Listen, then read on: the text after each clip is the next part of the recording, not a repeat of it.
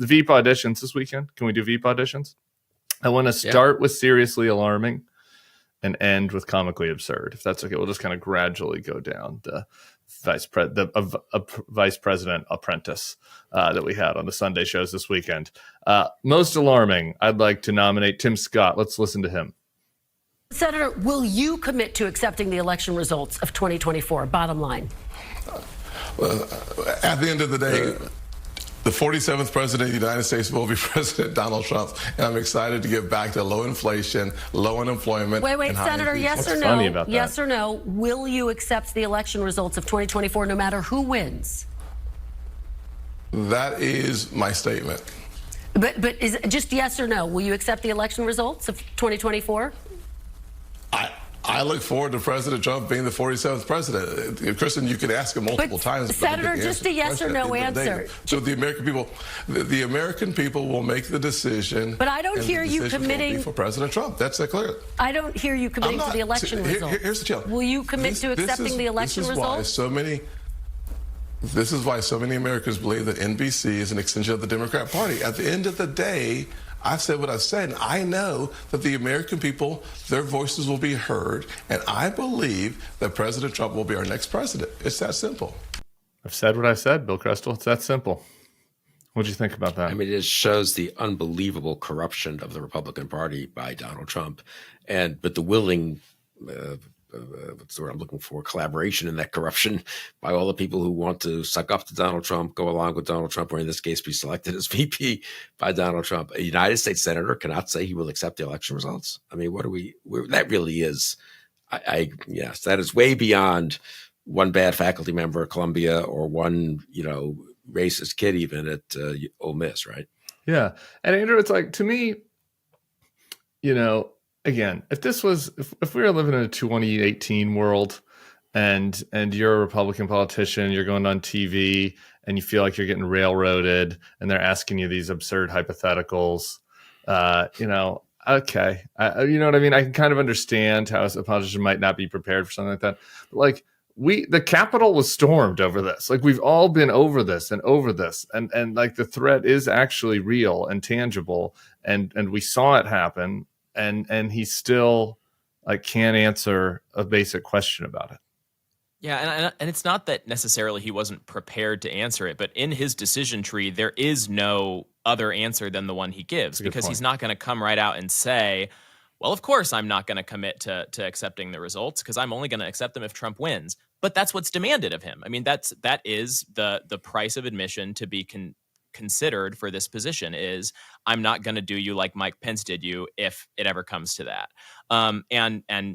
And it's, I mean, Bill, you said a guy, it's really chilling to see this from a sitting senator, but and not just any sitting senator, right? I mean, Tim Scott ran for president against Trump, supposedly as kind of a friendlier, more cheery, more positive, hopeful vision for America, supposedly much more as an institutionalist, had a lot of goodwill from his colleagues in the Senate, had a lot of goodwill from Republican donors. And I really do think, I mean, it just shows, Trump has been successful for a lot of reasons, but one of the things that has allowed him to grow so unchecked for the last decade is just the total vacuousness, it turns out, of that whole kind of establishment coalition of Republicans. I mean, it's really alarming to see that kind of thing. Yeah, it's especially alarming for me just in the nature of what happened. Like, we already saw the damage that this lie can wrought, the damage that will be wrought by a lie such as this, and you're continuing to do it, laughing, chuckling about it, and like trying to be cute. It's like be serious, Tim Scott. Like you are. That's to your point, Andrew. Like he was supposed to be the serious one. They don't have any that are offering a modicum of seriousness, as more evidenced by that. Let's listen to Doug Burgum do a slightly less humiliating version of the same dance. You believe Joe Biden won the 2020 election? I believe that Joe Biden won the 2020 election, but I also, based on the number of votes that were in, but I think that because of COVID, there was a huge number of irregularities because we changed a bunch of rules in certain places, in certain precincts, in certain states. And the number of mail-out ballots, not mail-in. We do absentee ballots in North Dakota. We do make sure we're verifying signatures. But when you're mailing out more ballots than there are people that are actually on the registers for the voting rolls, that creates a massive moral hazard. And then when you've got unmonitored drop boxes and a bunch of single bullet votes that only vote for one candidate, I think all of us have to say, is that the way we want to have elections? I don't know what you're talking about. So I think that 2020 was a special case. I mean, you agree with well, a single bullet vote is a ballot that comes in where it's very unusual to get that many ballots where someone just votes for president and not for anybody else down ballot. That's what I'm talking about. Attorney General Bill Barr said that there was no significant fraud that would have changed the results of the 2020 election. Do you disagree with that, or do you agree with that? Well, again, we're talking about, what are you talking about? What happened before the ballots came in or after they came out? About the results of the we counted up election. all the ballots and this. Yeah, and I'm saying, I just said it. I think that there was a special set of circumstances around COVID where we did things like we've never done before. The millions of mail-out ballots was a new thing for America. And when you mail out more ballots and they just go out to, I mean, I know people in states where they got 3 ballots mailed to them. That's a problem, and we should all be concerned about that. I've had enough. I forget how long this goes on for, but that's like the Winnie the Pooh and the tuxedo version of the Tim Scott thing, where it's like, who doesn't matter how many ballots go out? Okay, like if you're saying I want to propose some reforms because I'm concerned about the potential corrupt, but like if only 1 ballot comes in and 3 go out to a house, it's still only 1 ballot counted. Like it's just this smoke and mirrors bullshit to try to figure out a way to answer a question that he in a manner that he doesn't think will piss off Donald Trump, right? Isn't that all this is? Yes. Yes. The weird thing about this, I mean, like it would be completely reasonable in a whole alternate universe where Donald Trump had not done what he did in 2020 to say, okay, what happened with the COVID kind of shuffling of policies on how we vote? We can't let that kind of thing happen again. We need to have measures in place for if what's going to happen if it transpires that people can't get to polling places safely in a future election, because the ad hoc thing we did was not all that good. It didn't work out all that well. But I mean, he pairs that, and they always do this. He pairs that with the slurry of kind of half truths and outright fabrications. I mean, the multiple ballots thing. It's always impossible to tell exactly what they're referring to, but just to drill down on that one thing.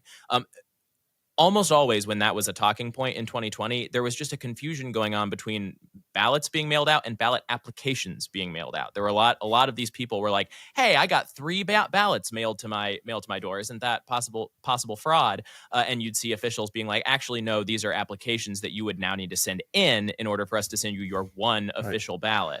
And there's a million. And by the way, if you sent in 2 ballots, that would have been the fraud. If you would have sent in 2 ballots, that's the fraud. Getting 2 is not the fraud. Sending 2 back is the fraud. Anyway, sorry. Continue, Andrew. Do you have anything else on just one other thing is that like there's 100 million of these allegations that go around, and when it comes to politicians just sort of gesturing at them, it's just this abstract kind of force field of supposed fraud things.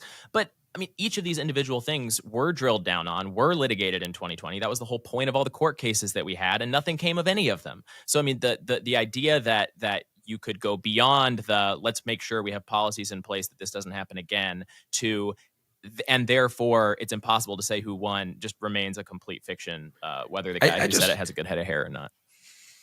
I also want to actually be tougher than Andrew on this. Please. It was not an ad hoc chaos in 2020. The pandemic hit in March of 2020. People didn't have policies in place because we hadn't had a pandemic like this in a century, or actually ever, which made it seemed to me at the time to make it very dangerous for people to go to polls. State officials behaved very well in devising policies that got the highest turnout we've ever had in a presidential election with the least actual credible charges of fraud. Period.